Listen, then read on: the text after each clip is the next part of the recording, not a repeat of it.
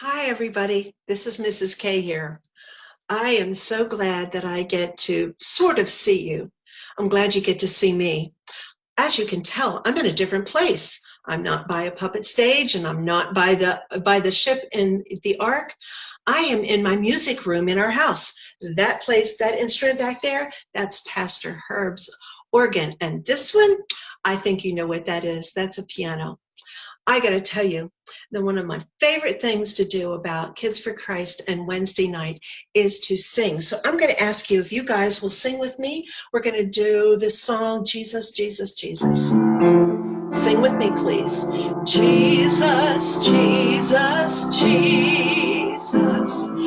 Can I tell you how I feel? You have given me your spirit, and I love you so. Sing it again. Jesus, Jesus, Jesus. Can I tell you how I feel? You have given me your spirit, and I love you so. Father, I adore you. Lay my life before you. How I love you. Jesus, I adore you. Lay my life before you. How I love you. Spirit, I adore you. Lay my life before you. How I love you. I am sure, and I'm imagining at how wonderful you guys must sound when you're singing with me. Anyway, I just want to talk to you for just a couple of minutes, okay?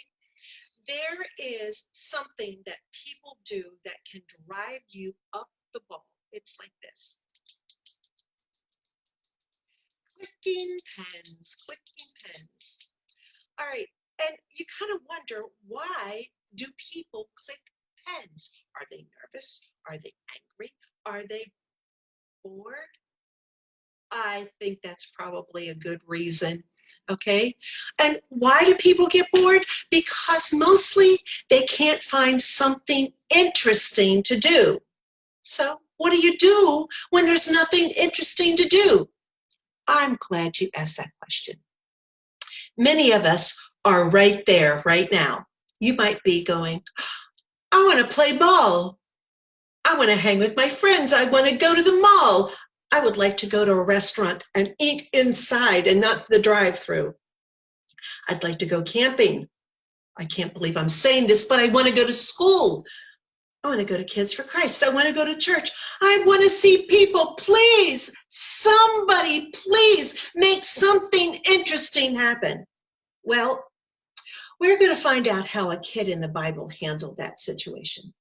The week before Easter, Pastor Herb and I shared a lesson about David. Do you remember? He was a shepherd. That meant he took care of sheep. And he was a shepherd boy that God called to become the next king in Israel. It was such a cool story. But he didn't become king the next day. And he didn't become king the next week or the next year. What did he do after this great announcement by the prophet Samuel? He went back to the fields to take care of sheep. What? Yep. Do you think he wondered about when he was going to be king? I'm sure.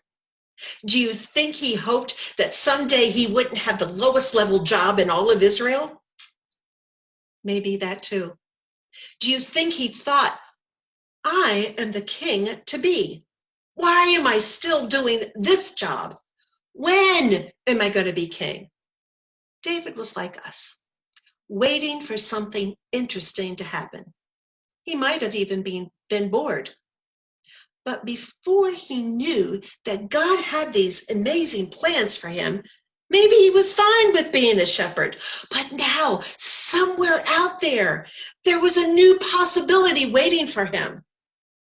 Well, there wasn't a king's school for him to go to learn how to be king.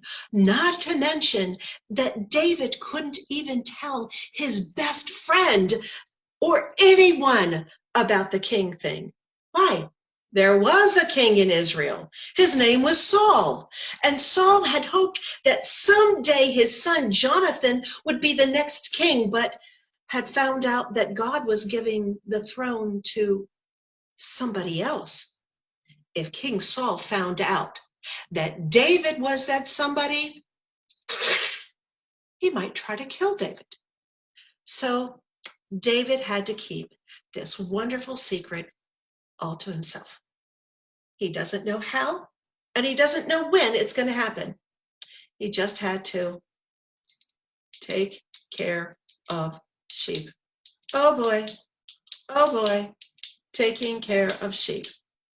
And then there was the day that someone came to the little town of Bethlehem and talked to Jesse.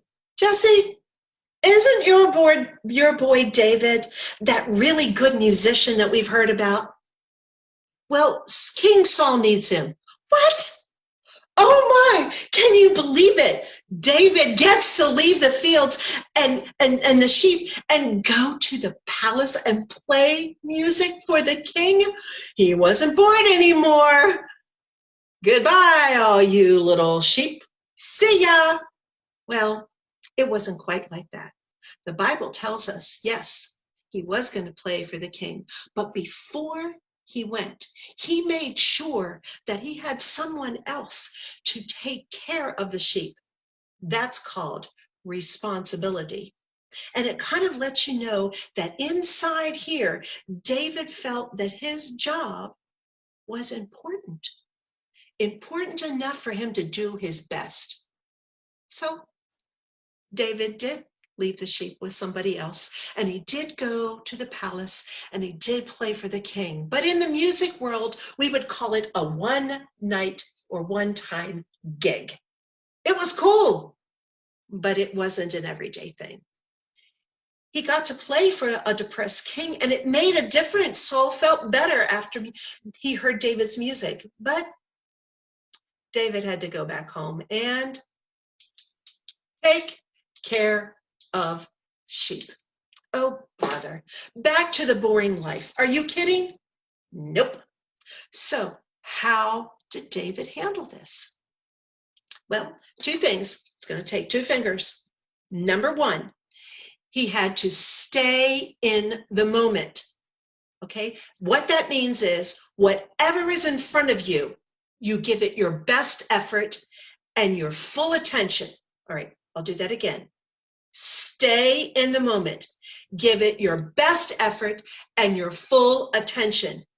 All right, you're home.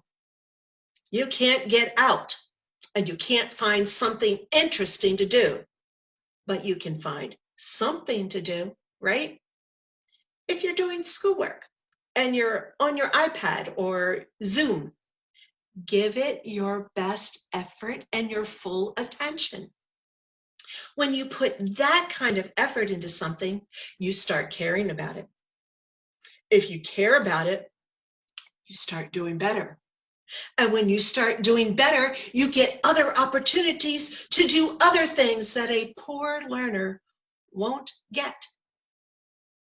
How about clean your room? Nah, make it fabulous. Rearrange it, decorate it with art. How about volunteer to cook? How about set the table? Make it fancy. Get flowers from your backyard. They're blooming now. But you need to be really careful with those suggestions. They might make your parents pass out. Well, there's a verse in Colossians 3:17 that can sum all of that part up. Whatever you do, do it all in the name of Jesus. In other words, remember God is watching what you do and how you do your job. And you want to make him proud, right? Promise. If you put this kind of best effort and full attention, you won't be bored. All right. Number 2, David found some other things to do. All right, Mrs. K, how do you know that? Is there a verse in the Bible that said he did something else? Well, let me ask you this. How is it that someone asked David to go and play for the king? It doesn't take long to think of that. He was good at it. How did he get good at it? Duh. He practiced. All right. He got good enough to play for the king because he practiced. Wannabes, they don't get many opportunities. But people that are good at something, they do. So, what can you do at home that you could get good at? Well, start with, what do you like? Do you like to sing? Do you like to dance? Do you like to jump rope? Can you make a sock puppet and put on a puppet show? Can you make a video? Can you do drama and record it? Can you do a puzzle? Can you read a book? Can you draw a picture and make a frame around it? Can you play hopscotch on the sidewalk? There are things that you can do. And practice, we always say, makes perfect. Practice makes amazing. How good can you get? How much fun can you have? See, there are things that you can do. So until I see you again, I need you to stay in the moment, best effort, full attention, and find something to do and make it amazing. No more pen clicking. Drop the pen. Love you guys. See you soon.